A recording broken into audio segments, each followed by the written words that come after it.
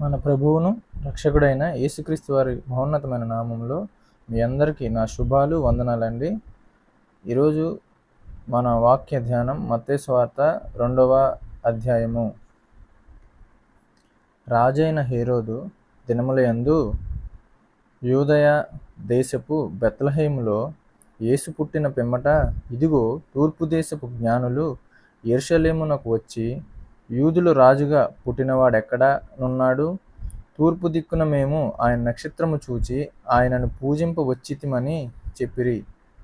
హేరోదు రాజు ఈ సంగతి విన్నప్పుడు అతడును అతనితో కూడా యెరూషలేము వారందరూ కలవరపడిరి. కాబట్టి రాజు ప్రధాన యాజకులను, ప్రజల్లో నుండు శాస్త్రులను అందరినీ సమకూర్చి, క్రీస్తు ఎక్కడ పుట్టునని వారిని అడిగెను. అందుకు వారు, యూదయ బెత్లెహేములోనే.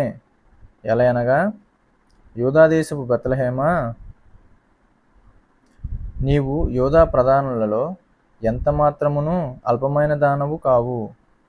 ఇశ్రాయేలును నా ప్రజలను పాలించు అధిపతి నీలో నుండి వచ్చును అని ప్రవక్త ద్వారా రాయబడి ఉన్నదనిరి. అంతటా హేరోదు ఆ జ్ఞానులను రహస్యముగా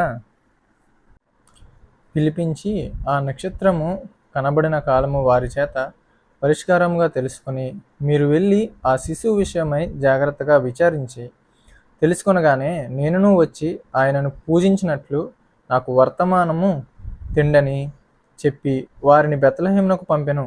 వారు రాజు మాట విని బయలుదేరిపోచుండగా, ఇదిగో తూర్పు దేశమున వారు చూచిన నక్షత్రము ఆ శిశువు ఉండిన చోటికి మీదుగా వచ్చి నిలుచు వరకు వారికి ముందుగా నడిచెను.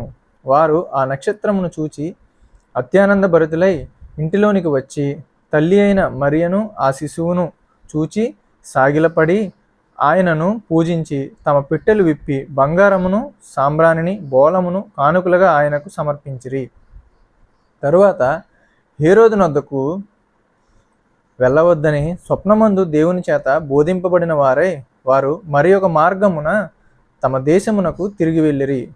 వారు వెళ్ళిన తరువాత, ఇదిగో ప్రభువు దూత స్వప్నమందు యోసేపునకు ప్రత్యక్షమై, హేరోదు ఆ శిశువును సంహరింపవలనని ఆయనను వెతకబోచున్నాడు గనుక నీవు లేచి ఆ శిశువును ఆయన తల్లిని వెంటబెట్టుకొని ఐగుప్తునకు పారిపోయి నేను నీతో తెలియజెప్పు వరకు అక్కడనే ఉండమని అతనితో చెప్పెను.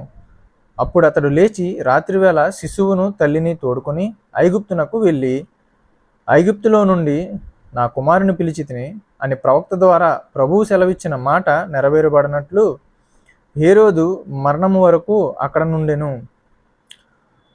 ఆ జ్ఞానులు తను అపహసించరని హేరోదు గ్రహించి బహు ఆగ్రహం తెచ్చుకొని, తాను జ్ఞానుల వలన వివరముగా తెలుసుకొనిన కాలమును బట్టి బెత్లెహేములోను దాని సకల ప్రాంతములలోనూ 2 సంవత్సరములు మొదలుకొని తక్కువ వయస్సు గల మగపిల్లలందరినీ వధించెను. అందువలన రామాలో అంగలార్పు వినబడెను, ఏడ్పును మహారోదన ధ్వనియు కలిగెను. రాహేలు తన పిల్లల విషయమై ఏడ్చుచు వారు లేనందున ఓదార్పు పొందనొల్లకయుండెను అని ప్రవక్త అయిన ఇర్మియా ద్వారా చెప్పబడిన వాక్యము నెరవేరెను. హేరోదు చనిపోయిన తర్వాత, ఇదిగో ప్రభువు దూత ఐగుప్తులో యోసేపునకు స్వప్నమందు ప్రత్యక్షమై, నీవు లేచి శిశువును తల్లిని తోడుకొని ఇశ్రాయేలు దేశమునకు వెళ్ళుము. శిశువు ప్రాణము తీయుచుండిన వారు చనిపోయిరని చెప్పెను. అప్పుడు అతడు లేచి శిశువును తల్లిని తోడుకొని ఇశ్రాయేలు దేశమునకు వచ్చెను. అయితే అర్కెలాయి తన తండ్రి అయిన హేరోదునకు ప్రతిగా యూదయ దేశము ఏలుచున్నాడని విని అక్కడికి వెళ్ళవరచి, స్వప్నమందు దేవుని చేత బోధింపబడిన వాడై గలిలయ ప్రాంతములకు వెళ్ళి నజరేతను ఊరికి వచ్చి అక్కడ కాపురం ఉండెను. ఆయన నజరేయుడు అనబడునని ప్రవక్తలు చెప్పిన మాట నెరవేరినట్లు ఇలాగు జరిగెను. దేవుడు తన పరిశుద్ధ వాక్యమును మన హృదయంలో ఫలింపజేయునుగాక. ఆమేన్.